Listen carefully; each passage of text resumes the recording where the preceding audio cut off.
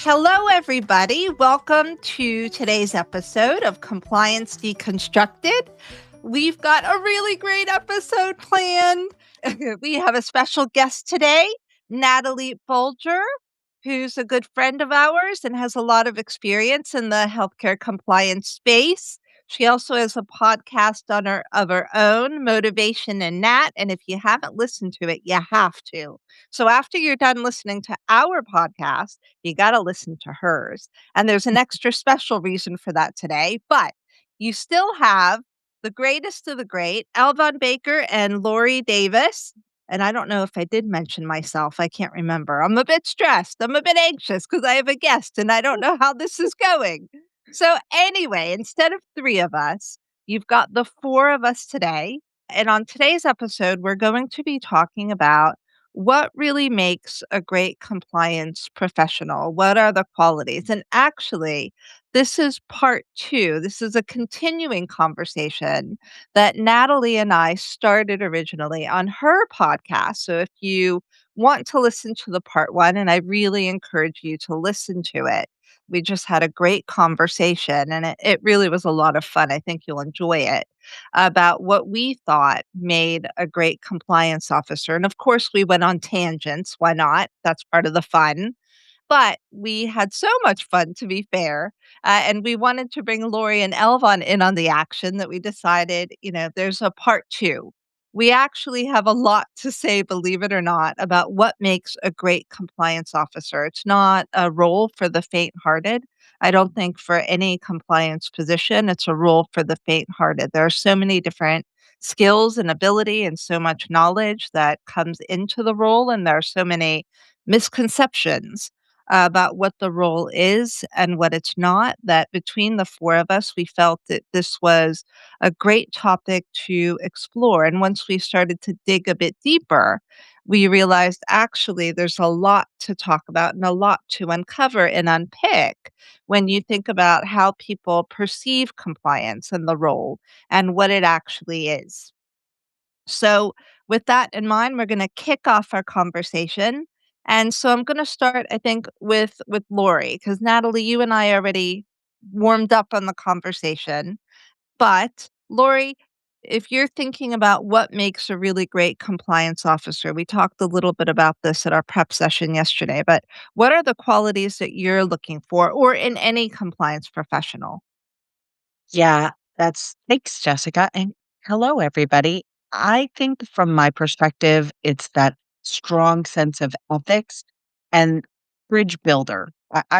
You and I have talked about this. We've mentioned it on the podcast previously, but I want to be that person that when they see me coming, they're not diving under the desk to avoid me. They're like, hey, can I just talk to you about an issue? You can have that one line conversation that you shut up and listen, and that's what's keeping you up at night in your area for your business. And just listen and take good notes and be accountable and show up when you say you will. I think those are all qualities that I think about when I consider a strong and an admirable compliance officer, the ideal compliance officer that I want to be, and I try to be, but I may not always be. So I'm opening this out to the group, but what does it mean to be accountable as a compliance officer and accountable compliance professional? Any thoughts in this, anyone pitch in?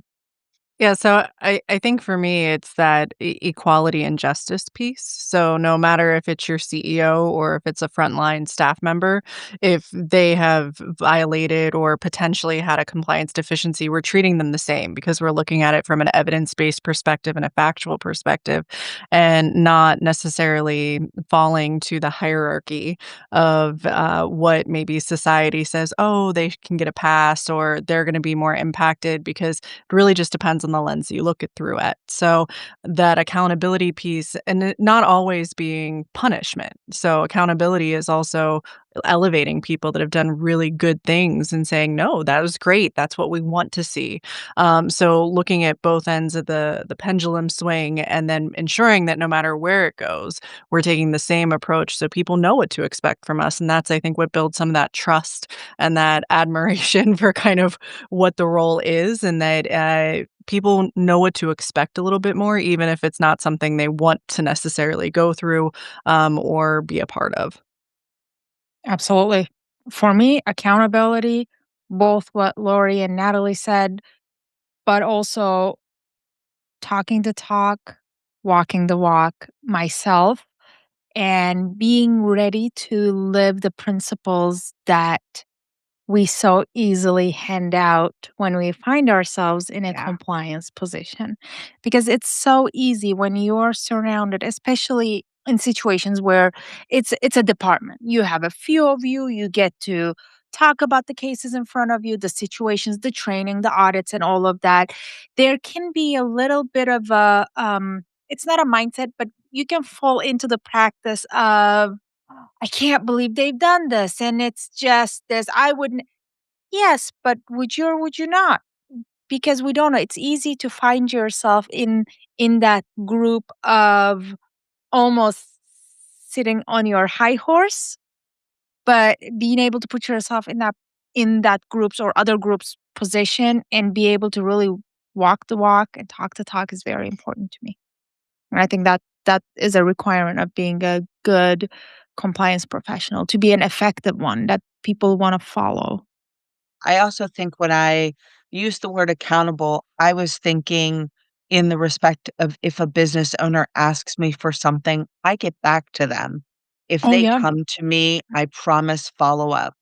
Mhm. I follow through on what I say. If I promise I'm gonna get you a copy of that Mhm. verbiage from the contract, or, "Oh, thanks for coming to me with that Mm. issue," or when someone calls into the hotline anonymously, they're expecting us to be accountable and follow up and take ownership. So I had all of that in mind too. And I think that I'm more aligned with Lori in that respect. I feel that, but going back to the conversation about empathy and trust, like part of how you build that is by delivering on what you say you're going to deliver. And I have found that to be instrumental. But I will say, and I don't know if this makes me a horrible person, but it's true. For those of you who are listening, we are very professional. I'm not going to lie. And we do empathize. It's not that we're sitting there judging, but I'm not going to lie either. There are days when I hold my head and I'm like, okay, I don't know how this happened. And yeah, there are times I'm not going to lie. Sometimes that's part of the fun of the job of being like, oh no, how on earth did this happen? So there are moments when in the back of our minds, yeah, we are kind of in our heads going, why? Why? How did this happen? But that doesn't mean that we don't empathize and we're not there and we're not trying to help. I think part of it is that we see so much in our compliance lives and our careers. Sometimes it is easy to fall into not again. Okay, what's going on? And then we have to remind ourselves, well, hold up.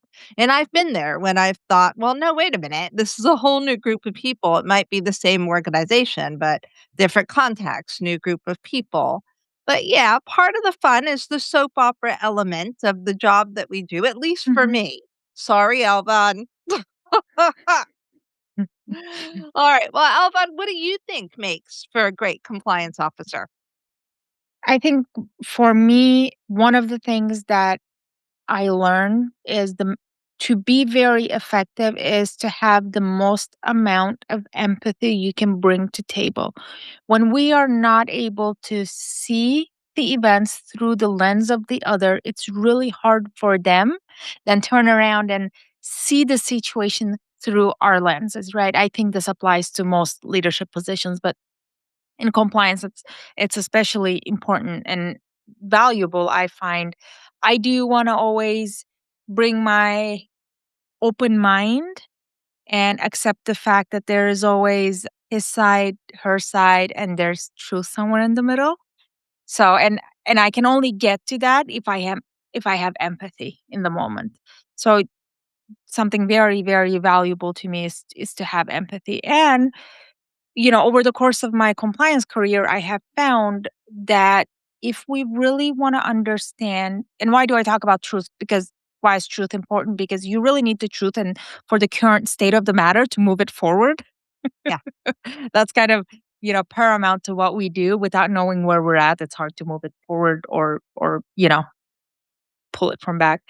Um, I lost my train of thought. Here we go. It happened. Well, Elvin, if I can add, I think one of the pieces that is that brings up is also the connection back to the mission, right? So we can have empathy for the physician who has been Mhm. completely overwhelmed and has no support, but one of our jobs is to also translate for them, this is the impact on our patients. This is the impact Correct. on our ability for you to keep practicing. And that's where that So, empathy comes in, right? right. I show them empathy and they come back and really understand what it looks like from my lens.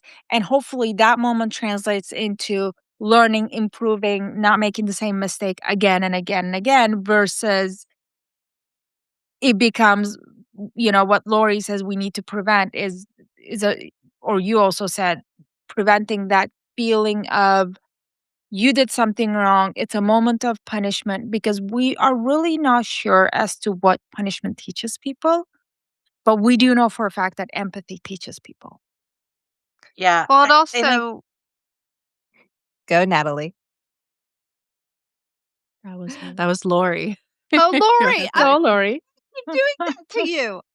it's You've okay. got a It's good all sense good. of timing, listeners. Yeah. If you're listening, it's that Lori and I are really synced. Go, Lori. Go, No, Lori. I think what I heard from Elvan and from you, Natalie, is what in the back of my head going, we need to translate those 7 elements of compliance Mhm, in a way that makes sense to people. And sometimes mistakes happen. It's mhm, part of life. And I think in that moment, we have to show up and be like, okay, now we know we have a problem. Let's work together on how mhm, we can best solve it. mhm, And sometimes we need to stick our finger in the hole and it's a temporary fix. mhm, Sometimes we need to come together and make a systematic thing. mhm, But I think we really just need to make sure with empathy, with caring, with understanding, mhm, but at the same time, we have regulatory guidance and contracts and upper leadership that doesn't, they want to have empathy, but they don't. And mhm, so things happen, and now we need to prepare for what comes mhm, next and make a decision. Do we need to proactively disclose this issue? Can we just resolve this issue, but document it well so that when questions come around, we can say, yep, we had a problem, and here's what we did, right? From my perspective, it's always better that we solve the problem before a regulator shows up and tells us how to Yeah. solve it. And so what I heard when Elvan and Natalie, you were both talking, I was like, that's what what we want to be working for. Sorry, Jessica, if I stole your thunder. No, you said it beautifully. And the points I'd like to make is that empathy isn't about giving anyone a pass. There are 2 points. One is about empathy isn't about giving anyone a pass. The truth is, we still have jobs to do, and that's to protect our organizations and our people from a certain amount of risk, right? That's at the end of the day, that's the job. mhm, On the other hand, what I do think empathy does is it changes the lens. I love what all of you said because you're getting to this point.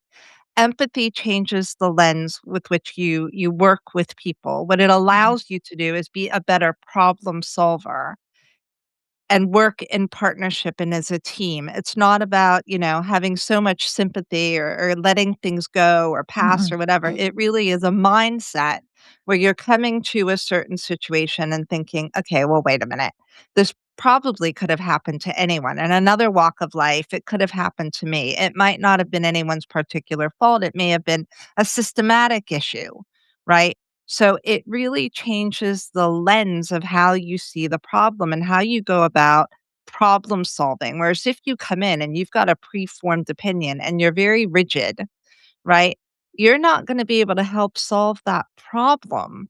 And people aren't going to work with you. You might have a misperception about what the problem actually is. You're Mhm. not going to be able to ask the kinds of questions you need to ask to get to what caused the issue in the first place. What led here? How could you remediate it? So for me, that empathy is about a lens. I just want to be careful people don't misunderstand what we're saying because I d- if you're in a compliance role, you've got to be quite a strong character, right? Mhm. To some degree, but that strength partly is an understanding when to step back, when to be able to have empathy, when the empathy has to end because you've got to make some more difficult decisions. Um, so that's a huge part of it. And Elvan, while we were prepping yesterday, because I'm not going to let you get away with forgetting, you said something about the Department of No to Know. Could you explain that and get us started there? Absolutely.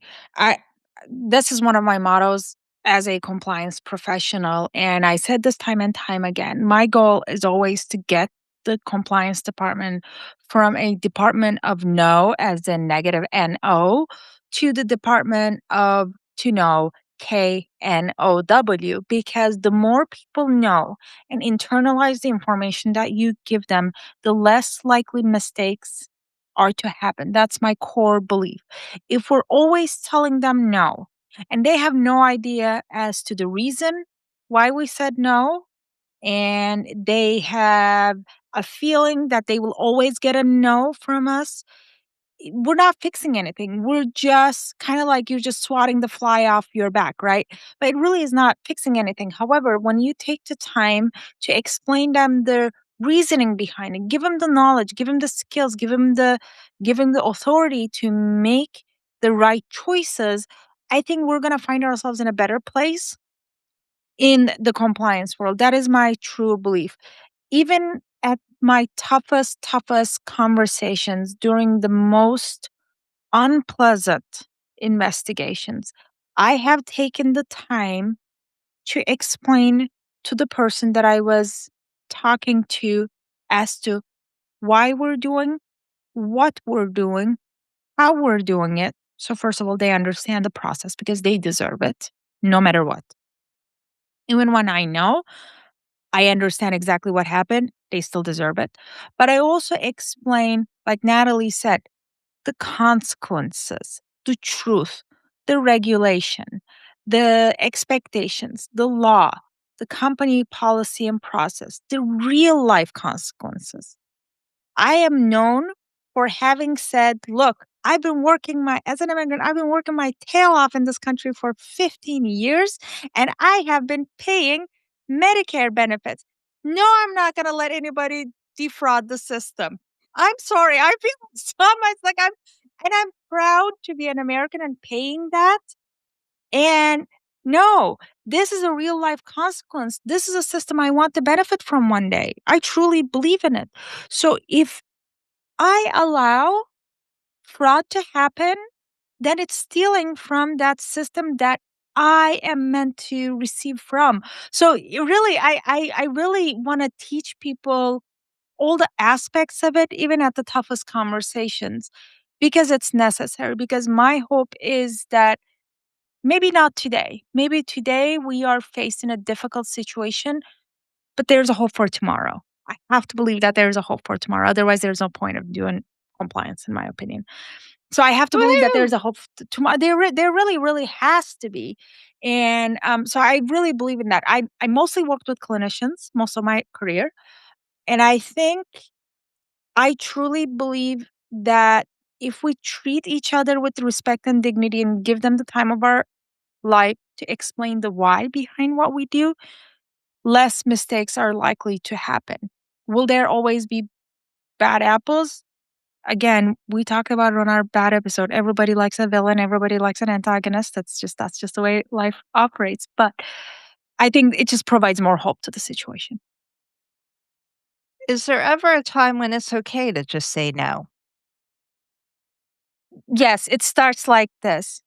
What even I had to see the patient to bill for it. And you say, "No, I thought I could do that." No. Lorie, how about you? My Is it boss told ever me I okay? could do it, or 5 bosses ago told me I could do it. Oh, I love that one. No. Okay. That's how my no's go. I think I think there are times when you have to say no because you know that it will be in gross violation of an agreement, a law. I think I mentioned yesterday my stance on orange and how we all look at it. Nobody should wear orange unless they're gritty or snuffleupagus. She said it, folks. I really feel strongly about that. With all love to all of you that represent your universities with orange very well. I really think you need to be mindful of that. Yes. There are things where you can have a discussion about risk appetite, risk Mhm. tolerance, all of that. But if it is going to just widely violate law, where people could result in having to go to prison or pay large amounts of money, I always try to assume positive intent Mhm. until you prove me otherwise. And there are times where people have proven me otherwise, and you have to say, no, I'm sorry, we cannot do that. And it's not disrespectful, it's not No. rude, especially as women in compliance, we can be perceived a certain way. But when people tell you, hey, I want to violate a law, you have to shut that down. You really do. And educate them, make sure you're documenting, create your paper trail, do everything you can, but you have to be firm. I don't know. Natalie, Jessica, Yeah. you may feel differently. Well, and I was thinking of it from a different lens, which is when can a compliance officer say no to the demands the organization's putting on them? Because in many Mhm. cases, we're one woman, one man shops, or maybe Mhm. you've got an auditor if you're Yes, lucky, but it's small. yes, And once you become a valued asset to that organization, the deluge of requests just gets insane. yes. So you have to do some of that real time risk assessment and say, no, this is not priority for me right now. Like when you get a request for an audit or a monitor, and that you take a quick glance and you're like, it's not been read for forever. I can look at it, but not till Q3. Mhm. So it's like a no but or a yes and kind of conversation. So and I think that helps with that expectation discussion of Agreed. there are things that need to elevate as quickly as possible. You lost your laptop, we need to talk about it. Um, but there's other things that are in that murky middle, and I think setting expectations that we can't do it all also is important because how else will we be resourced the way we need to? So if leadership or others have put so much emphasis now on how important this is, the conversation becomes, well, I can't do that in a 40-hour week for you if it's just me. So either we need to rearrange things, we need to get a better perspective on what our plan looks like going forward, we need to reprioritize. But it's hard in that instance, like you said, to just keep saying no because we don't want to be the deterrent where then they go, I'm not going to come to you anymore because you keep turning me down. And so I think that's why the but piece after is really important. So no, but if I can look at an auditor next fiscal year, we would be able to build a lot of this in. Or no, but here's what we can offer in the interim. There's a training already available. I'll send it out to you. Let's do that instead right now. And so I think those trade-off components are important, again, to be consistent with when we're looking at. But I agree, there are instances where people bring stuff to me and it goes back to Jessica going, "What?" And you're just like, I can't believe this is even a question." And that's when I question myself and I'm like, "What did I miss? Yes. How did we Yes, not get someone kind yes, of caught up to speed that this is not something that is Correct. A-okay?" And, so I think those are good reflection moments too of why the heck am I even getting something brought to me that is such a blatant no? And that's an ability to go back and say, okay, I'm gonna relook at my training plan this year because I think we need to sit Yeah. down with Stark Law Correct. at the very beginning for our board before they do anything new. So hopefully we don't have to say those blunt no's as often because we've done that education piece then. Another good place of a no, actually, I was thinking this based on what Lori and Natalie said. First, I want to say to both ladies, there has to be a point where we accept that no is a complete sentence and we need to be okay with it. And that's okay. It's okay to not be okay with it, but we need to be okay with it. However, I think one of the good places to think about a no when it's appropriate is if we feel like saying that, refraining ourselves from that no is going to lead to a bigger problem. It doesn't seem like that big of a deal in that moment to say yes, but you know that it'll create a slippery slope or a rolling stone, then that may be another place of no. Yes, it's not that big of a deal. I can say yes in this context to this person, but then if the word gets out within the organization and the wrong person with the wrong context gets that yes because they heard that the yes was given to this person, da da da da da, then I think that's another good place of knowing your no. So Oh, I'd that's say, another sorry, Jess, oh, go ahead. no, because I was gonna lead us to a different subject, so you go. I was just gonna say that Elvan touched on another point that I think is essential for compliance officers, and that's equity and trying to treat Mhm. everyone fairly and giving them the same information as much as you can. Because to your point, Elvan, if you tell business owner A something and business Mhm. owner B hears part of what you said, but not the whole thing, they can, the proverbial give an inch, take a mile. So giving the same information, the same support, understanding that there's times where Mhm. business owner A may need more love than another, but trying to be there for everyone. But I think it also then leans into Natalie's, yes, I can do this for you, but I can't do it today. I can do it in 2 weeks. I can do it in 2 months. And then understanding what your priority list is. I don't know about all of you, but I have a to-do list. I'm the girl of 100 lists.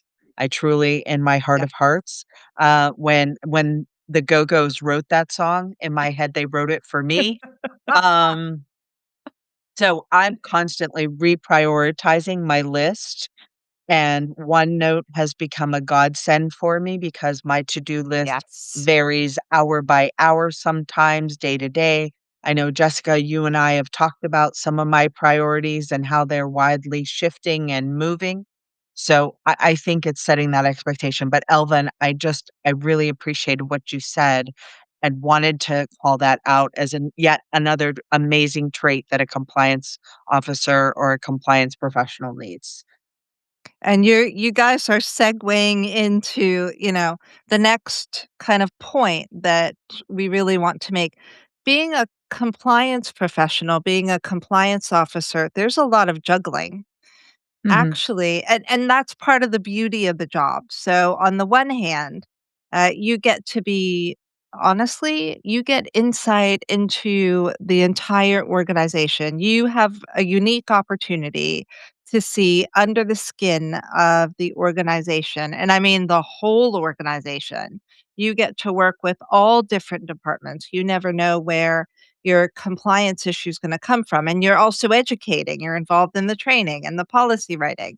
So it's a unique job. That's part of the wonder and the beauty of it. It's certainly what attracts me to Mhm. the compliance field, this ability to constantly be involved in different conversations, constantly be pushed to think about how the work that we do applies to other people and other teams and how it can be interpreted. But if you think about it from an organizational perspective or a business perspective, you're not just exposed to compliance, you are exposed to marketing, you are exposed to maybe the fraud team, you're exposed to customer services, you are exposed to care coordination.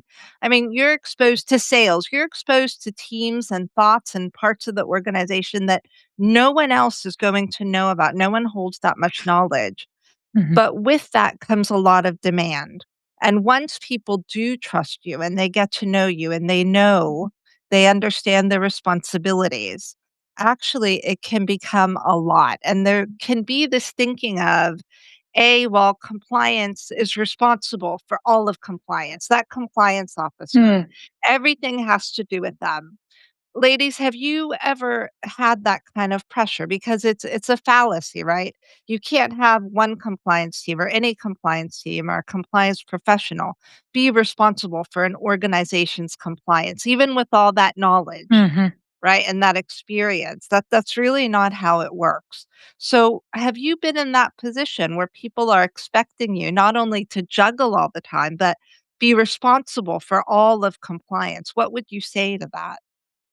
So I think for me, it's not even the all of compliance. I've been lucky in that people have very much messaged compliance is everyone's responsibility where I've been. What I find is that the qualities that we're talking about that make a good compliance officer also make a good process improvement leader, also make a good gut check for your CFO, also make a good, so you end up it's funny because when you first go in, sometimes you don't get a seat at any table, and then all of a sudden you have a seat at every table, and now I don't have time to do so many other things that I'd look at, and I think for us as people that really wanna see improvement, we want the organization to succeed, we want to be there where we're ensuring we're getting to our outcomes. It can be hard to say that this is not where I need to be right now, or I can't, again, back to that kind of no piece of I don't have the capacity for that. But it's also knowing where to draw those lines of being the objective body. So for it was always when we did corrective action plans and people were like, "Well, what do I need to do to fix it?" And the statement would be, "Well, here's the outcome that you need to get to or get close to. And then here's the people I recommend you work with to determine how you will get there. And the how is going to be your plan. I can't tell you how. I don't own your processes. I'm not in there. I'm not picking up the phones. I'm not doing the coding. But basically, if you want to come back and consult and say, hey, is this along the lines of what we're looking for? Have I done another compliance violation in my effort to correct this?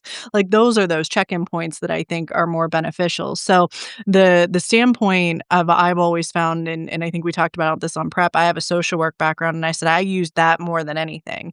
And my one of my former bosses said that the best compliance officer serves as a connector for everyone. So because we have that Yeah. viewpoint, we're the big Venn diagram, but we're over everyone. So everyone else is kind of looped here and there. And then we're either the big surrounding circle or that spot in the middle where we can go, "Did you talk to so and so? Hey, Yeah. has your nursing person been involved? This is the individual that I know is working on that right now."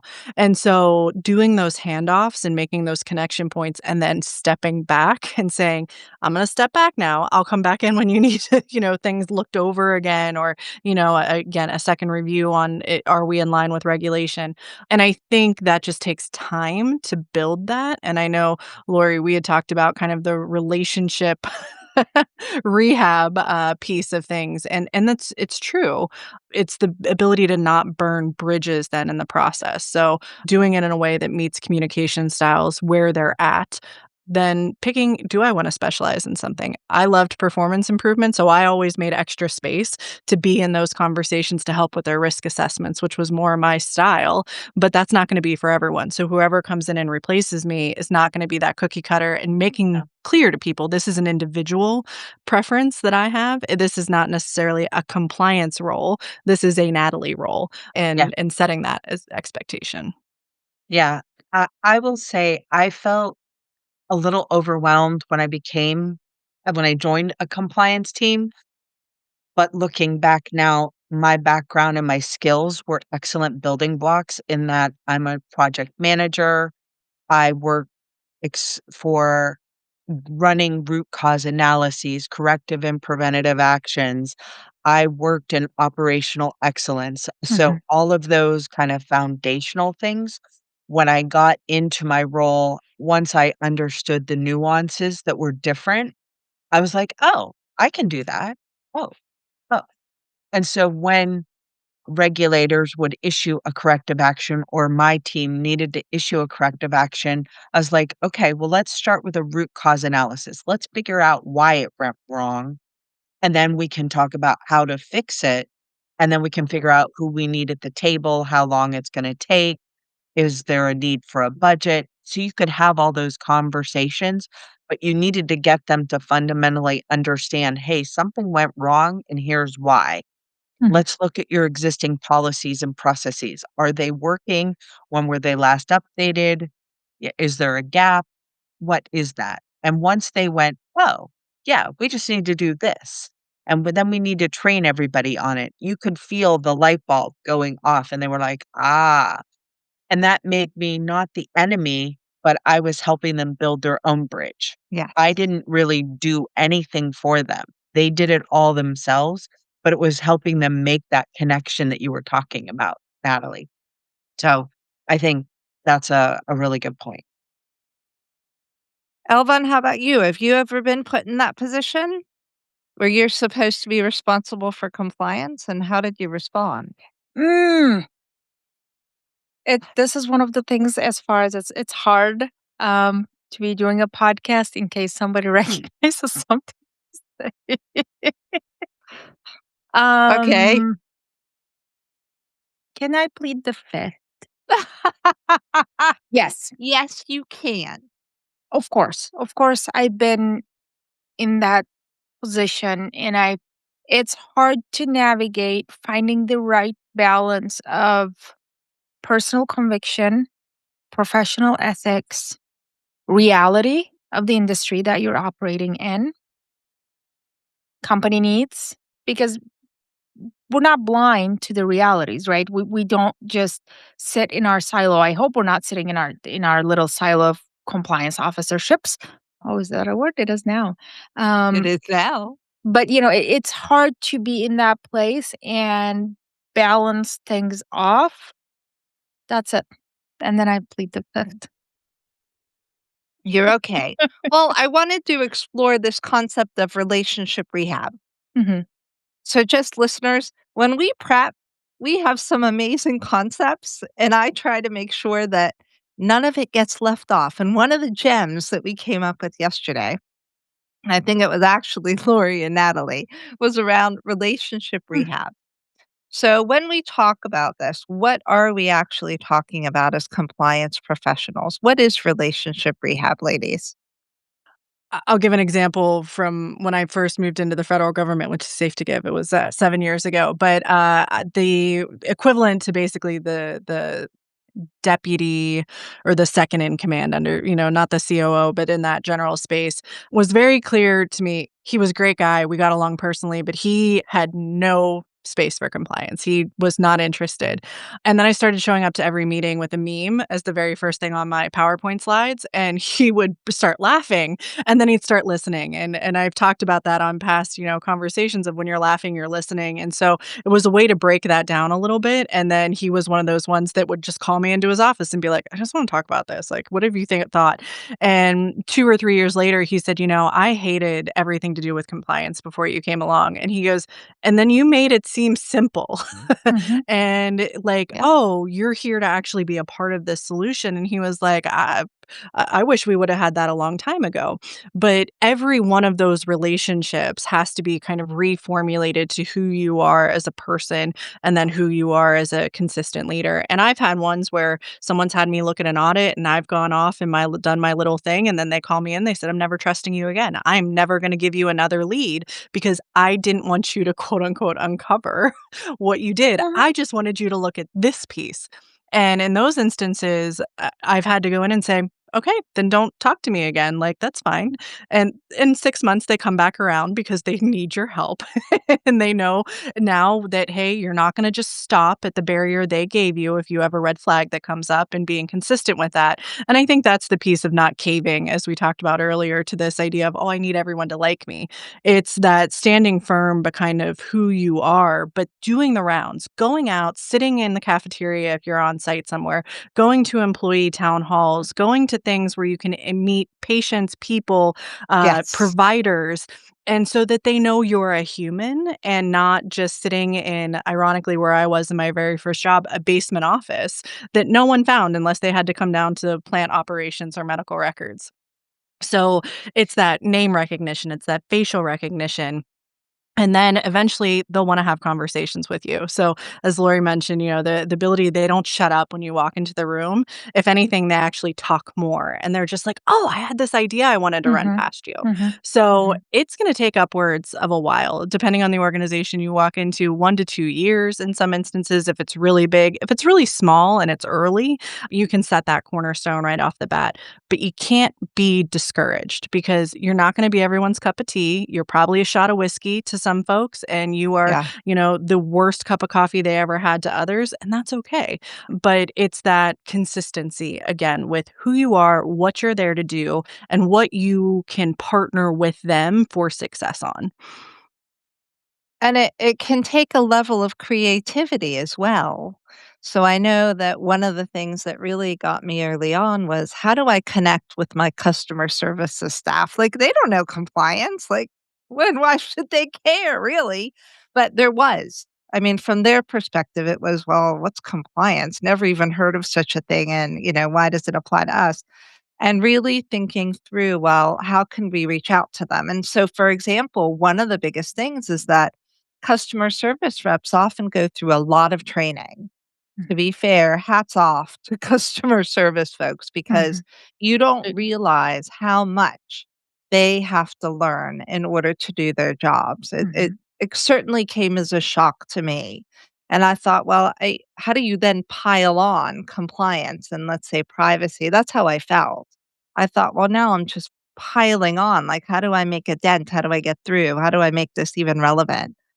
And actually, the team and I decided in the one case to put on skits.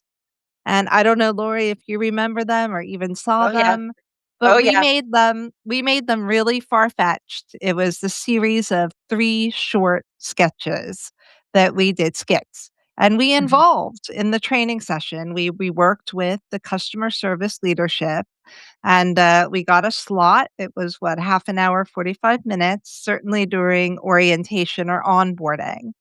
And one of the ways we figured, we would try to make an impression and get through all that other training was by being creative, thinking about something different, how to reach this audience. And we used humor. We did. We used a lot of humor. We Mhm. engaged the staff in the actual skits. And it was very powerful. Those staff remembered those skits for years. They Mhm. would stop me in the hallways, folks that I couldn't possibly if there were 40 or 50 people in a room, I couldn't remember everyone, but they remembered me and the team, and they would talk about those skits for years. And it taught me a lesson about sometimes education is about another skill that we don't often talk about is creativity. I know that I'm an analyst, like, I'm a great analyst, I know that. I'm less creative, I'm less artsy, I get that. But it taught me that it helps to get some creative resource or work with other people and really think through, are there opportunities to do something really differently in order to get the message across and for it to be received well? And that was a big lesson for me, those skits. Yeah. So I I don't know. I They don't know were where I they was were well going to received. finish with that. They were well received. But I also think that that speaks to something else, Jess, that in my mind, a great compliance person does, and that's meets the business owner where they are. You Hmm. have to learn their language. I was fortunate to do a lot of shadowing and learning just enough to be dangerous about what each department did. But it was important because then I could speak their language so that when they would rattle off things like, "Oh, we gotta do the MTM and the da da da da da and the lock-in and the dash," I would like, "Okay, I understand everything you said." Because they talk in acronyms all day. It's like a Yeah, continuous loop.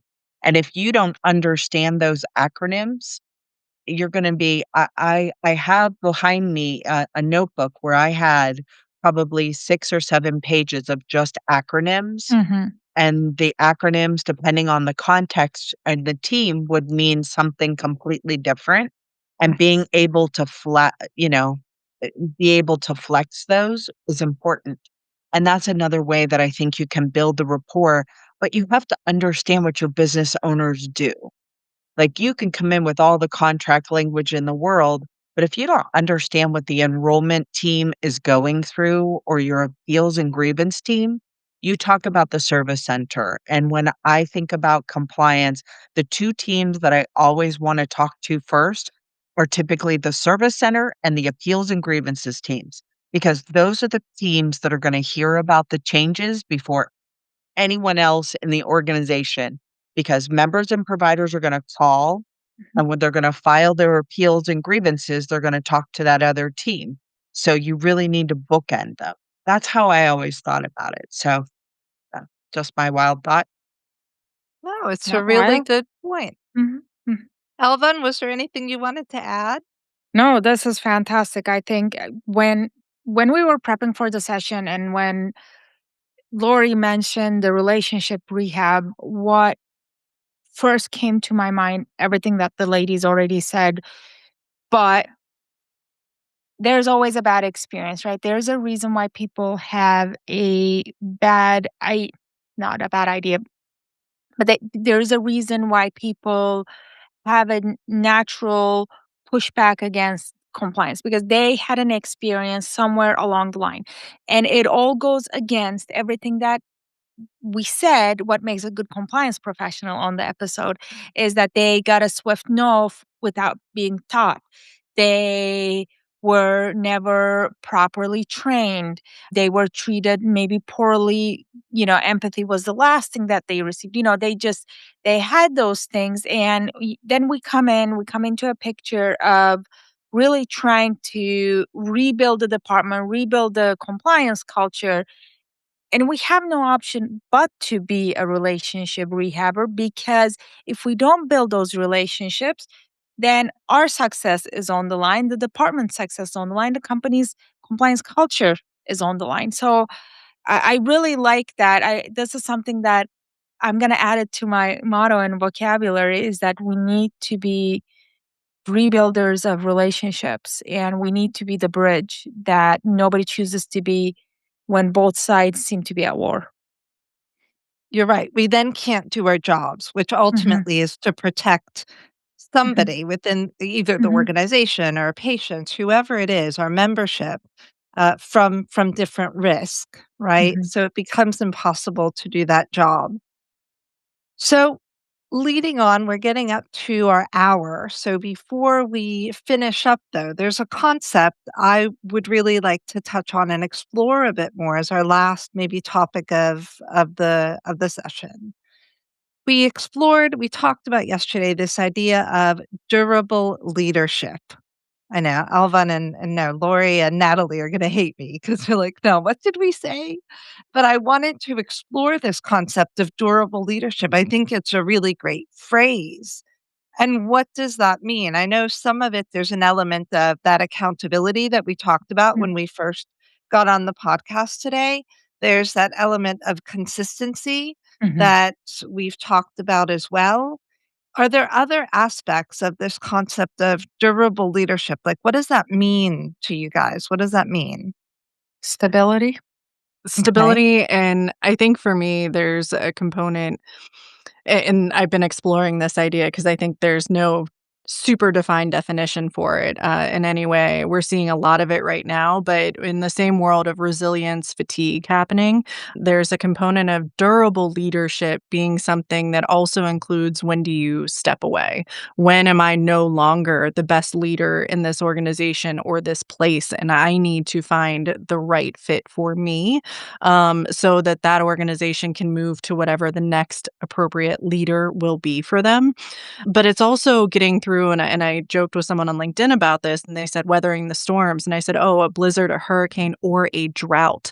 So there's also times when there's no communication. So either Mhm, there's an influx of it, and you're trying to figure out how do I buffer people necessarily? How do I keep us on track? How do I mhm, continue to keep the mission at the heart? But also when there's a vacuum of information and there's mhm, nothing there, how do we continue to motivate? How do we continue to drive forward with what the goals are that we have at hand?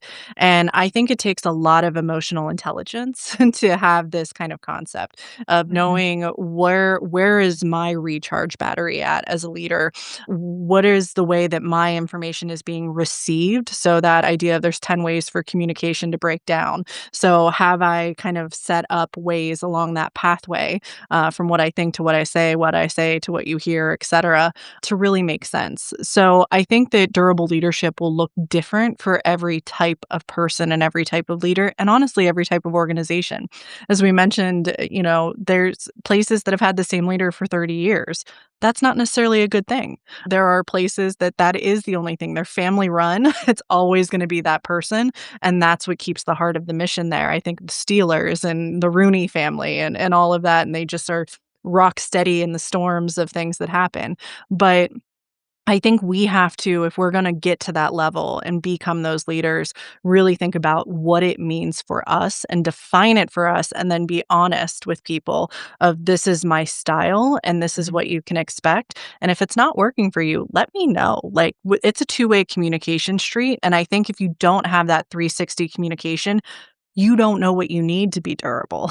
So you Mhm. have to be willing to listen and hear from others on what their needs are and determine, does that really match who you are, where you are, and is this going to be the right path forward?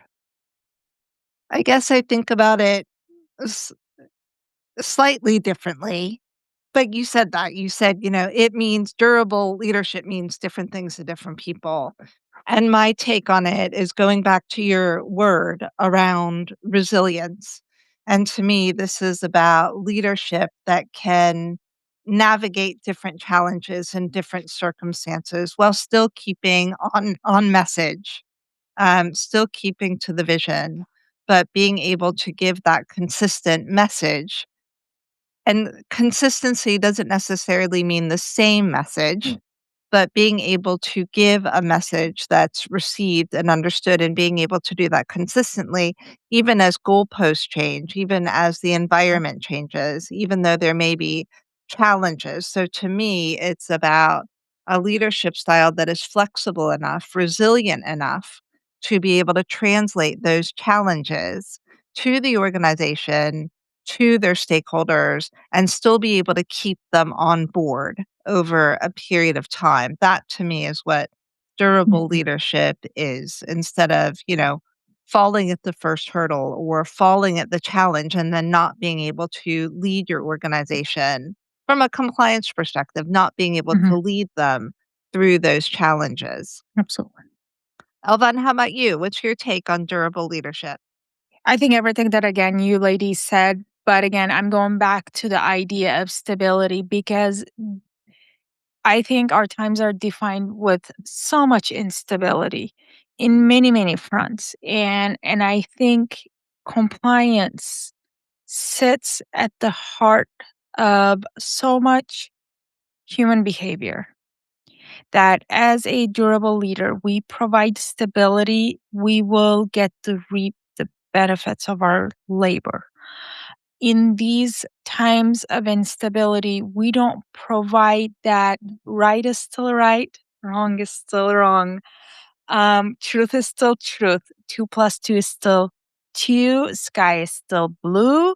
As long as we create that calm, collected, stable environment to ourselves, to our mental health, and to whomever is following us, I think we will reap the benefits of that for the decades to come. I think that is what we need from compliance leaders. Is for me, that's what it means in this moment right now. These are not easy times for a lot of people, for a lot of reasons, for a lot of economies in this. Like, it's just, there's just a lot going on right now. So again, compliance sitting at the heart of human behavior really needs to have that stable, steady, calm, and collected style of saying, as I've said yesterday, 2 plus 2 is still 4 today. Come back Yes. tomorrow. We can still talk. I'll listen. It's still going to be 4 tomorrow. I assume, yes, sky's also going to be blue. Unless you live in northern Michigan, you're going to be looking at gray. But that's just, I think to me, that's what it means right now. And also in the face of, regulations change, law changes. Again, we understand to be able to talk to the providers, right? Or to be able to talk to the business owners. Yes, but the core of what we do should not be changing. How we behave should not be changing. Ethics should not be changing. Um, you know, creating that stability.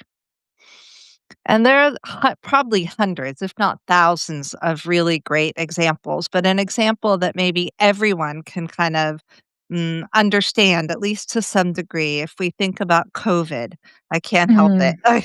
Mm, That was such a major change, and talk about durable leadership. mhm, And then this isn't just unique to compliance, right? This idea of durable leadership is about leadership. Like, how do you lead an mhm, organization or a group of people through particular challenges? And I think of, and this is, I know it's a tiny example. I hope it's not trite, but if you think about HIPAA and what we mhm, were thinking about at the time and the concerns about sharing information in an emergency, but actually HIPAA still applied. Like, it's not that HIPAA was suddenly repealed for the purposes of COVID, mhm, and you had to make that message clear. But under the circumstances, like the unique circumstances, well, how do you navigate? Okay, HIPAA doesn't go away. You still have to consider it, but how do you mhm, do that in the circumstances? Are there situations where it's appropriate to assess the risk and bend a little bit?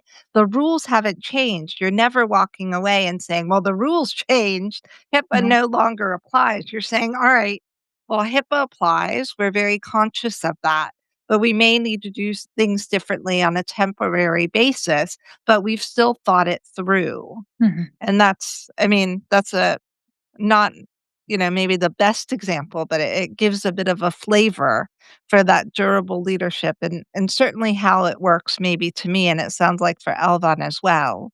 Lori, how about you? Yeah, I think Natalie and I had talked about this. In my head, durable leadership is meeting the moment with the Mhm. appropriate amount of leadership. So you hear that phrase matching energies. I Yeah. think it's more than just meeting energy, but you really have to show up, but show up in the right way. There are times when they're going to need more compliance love than others. But if you've done your job well, and you've built the bridge and you've supported them, you've reinforced that message of compliance is everybody's job. Sometimes you just need to stand behind them on the ladder of success and let them go do it. And you're there saying, good job, you got this. And that to me is that durable leadership, in that, to Natalie's point earlier, you may not always be needed in your organization. It may not be your place, but if you built things properly, you can step away and things will endure, things will continue.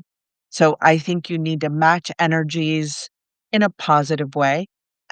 Because sometimes when you match energies, it's not always kind, but we really want to be kind and be reflective of what is needed in the moment. Do they need massive compliance support and education, or do they just need you to be there and say, "You got this. You can do this," and let them go do it? I think you need to understand what's needed for durable leadership. Okay. As we wrap up, are there any last comments that anyone would like to make? This has been Thanks, great. Natalie, Compliance. for being here. Yeah, It this has was been great great. having you be here. Of course, and I think my last one is compliance is fun. I mean, we've talked about this in the interim. I know there's a lot of things that may be like, "Oh, I'm not cut out to have those conversations or be that person or whatever." You are in so many ways. I never thought that this would be the role I'd be in. I fell into it, and then I've navigated it and made it my own over time. And so I think if you have a love for if you watch Law& and Order all the time, this is probably something you might wanna look into because it is Yep. adjacent to legal. It is adjacent to performance improvement. You get to see everything, and if there is nothing that is more enticing than having a bird's eye view of an entire organization, it should be that. You're not limited to one service or one place. And I think that's what makes it so incredible. And if you're neurodivergent, it's great because no day is the same. Yeah, So it's just, it's like a straight, riddling into your system to be like, "Oh, what's next? What's next? What's it next?" is. So I hope that this entices people to say, oh, that compliance Mhm, position came open. Maybe I'll take a look at it and to mhm, be the change you want to see in the division. If you don't like how compliance works at your organization, help change it. If you love how it works, come be a part of it. And I think that that's the beauty of what's happened to this position, this role, this industry. And it's just it's everywhere now. So it really has grown wings in a way that I don't think we could have anticipated 15 years ago. And it's a That's right. beautiful, I think, development to kind of see. Mhm. It's the phoenix from the ashes, right? Of everything that was a corporate integrity agreement, and you kind of rise from it and build this beautiful program and approach. So thank you for having me. It's been a great discussion, and I've really enjoyed everyone's perspectives. It is. It was a lot of fun. And it's certainly a role. What I'd like people to take away from this is that the compliance role isn't, again, for the faint-hearted, but it's an exciting role. It's dynamic. You get to push yourself both professionally and personally, and the skills that you develop from the profession Mhm. you can take anywhere and do so much with it. And it is a confidence booster in so many ways and an opportunity to do some good. Like everyone on this call, I fell into compliance, but my motivation was I really wanted to do some good. And I Mhm. happened to fall into a career that I've fallen in love with for so many different reasons. So, on that note, I think we're going to wrap up. Thank you, ladies, so much. I hate to finish it because we said this on the first podcast, didn't we, Natalie, that we still could keep going.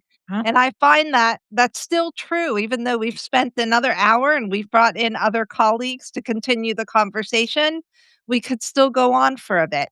But hopefully it's been an interesting podcast for our listeners. You've had some insight as to what's going on in our minds, that we are actually live, real people in addition to our professional lives and personas. And hopefully, you got a better flavor for compliance and a bit of positive feedback on what compliance really is, at least for us. All right, ladies, thank you so much. See you next time. Thank you. Bye-bye.